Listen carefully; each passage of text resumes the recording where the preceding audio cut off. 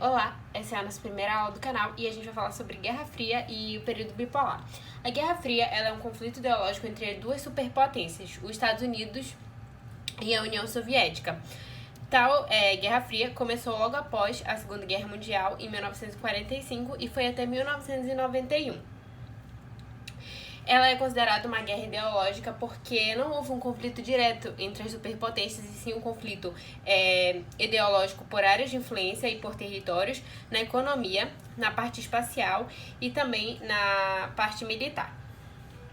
Nesse período, foram criados dois planos, um pelos Estados Unidos e outro pela União Soviética. O dos Estados Unidos é o Plano Marshall, criado para dar uma ajuda financeira para os países da Europa Ocidental e também como forma de evitar a expansão do socialismo. E também outro plano criado pelos Estados Unidos é o Plano Colombo, que é destinado para o Sudeste Asiático. O plano criado pela União Soviética é o Comecon, para a ajuda dos países orientais. Em 1945, a gente teve a Conferência de Potsdam. A Conferência de Potsdam ela dividiu a Alemanha em duas partes, a Alemanha socialista e a Alemanha capitalista. E também dividiu a capital da Alemanha, Berlim, em duas partes, Berlim Oriental, que era socialista, e Berlim Ocidental, de cunho capitalista. A corrida espacial que houve nesse período ela teve um grande avanço, principalmente da União Soviética, que em 1950 realizou o primeiro lançamento espacial que orbitou na Terra. Também nessa década ela enviou a cadela Laika até o espaço, mas na volta ao planeta Terra, devido às altas temperaturas, a cadela acabou falecendo. Já os Estados Unidos, vendo o quão avançada estava a União Soviética, decidiu, em 1968, enviar uma missão tripulada até a Lua. Só que essa missão apenas orbitou na Lua, porque o pouso só se deu mesmo em 1969. Em relação às alianças militares, a gente vai ter a OTAN, que é o Tratado do Atlântico Norte, que é dos países capitalistas, mais precisamente dos Estados Unidos, do Canadá e dos países da Europa capitalista.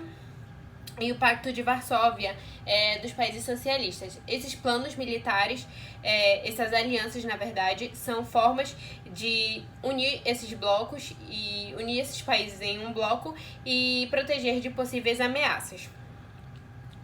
No que se refere à corrida armamentista, a gente vai ter maciços investimentos tanto dos Estados Unidos quanto da União Soviética em armamentos, em armas de destruição em massa, como bombas atômicas, bombas de hidrogênio, enfim. Isso vai gerar uma atenção mundial, visto que tais armas, se viessem a acontecer um conflito direto, poderiam causar uma destruição em nível global, em nível mundial. A crise dos mísseis foi uma crise que ocorreu em Cuba em 1962, quando a União Soviética pretendia, na verdade, implantar uma base militar, uma base de mísseis em Cuba. Só que quando os Estados Unidos descobriu que a Cuba iria construir esta base, ele declarou que haveria um contra-ataque, ou seja, haveria um conflito direto entre as superpotências. Então, a União Soviética recuou. Também em relação a armamentos e a militar, e os Estados Unidos, eles financiaram diversos governos ditatoriais e tirânicos pelo mundo, como forma de preservar o capitalismo, e evitar que o socialismo se expandisse. O fim da Guerra Fria e a fragmentação da União Soviética. O fim da Guerra Fria e a fragmentação soviética começou em 1985, mais precisamente, quando Mikhail Gorbachev assumiu a liderança da União Soviética. A partir disso, vários fatores ocasionaram a fragmentação da União Soviética, visto que o Mikhail Gorbachev ele criou planos de reestruturação tanto econômica, que é a perestroika, e político, como a glasnost. A perestroika visava a diminuição dos gastos com armamentos, retirada de tropas dos lugares ocupados pela União Soviética, visava a produção e o lucro e a abertura do capital para investimentos estrangeiros. Já a glasnost, a reformulação política, ela visava ampliar mais a liberdade de expressão devido à censura que o comunismo impunha. A partir disso, em 1989, houve a queda do Muro de Berlim, e com essa queda houve o fim da Guerra Fria. Deixou de existir o conflito ideológico entre as superpotências. Em 1990, houve a reunificação da Alemanha, que deixou, né, de ser dividida entre a Alemanha socialista e capitalista. Houve essa reunificação.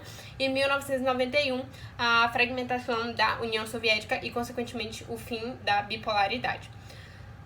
Nesse período bipolar, a classificação dos países era, em primeiro mundo, capitalistas desenvolvidos, segundo mundo, dos países socialistas, e do terceiro mundo, dos países subdesenvolvidos capitalistas. É o mesmo que a gente chama dos países emergentes hoje em dia.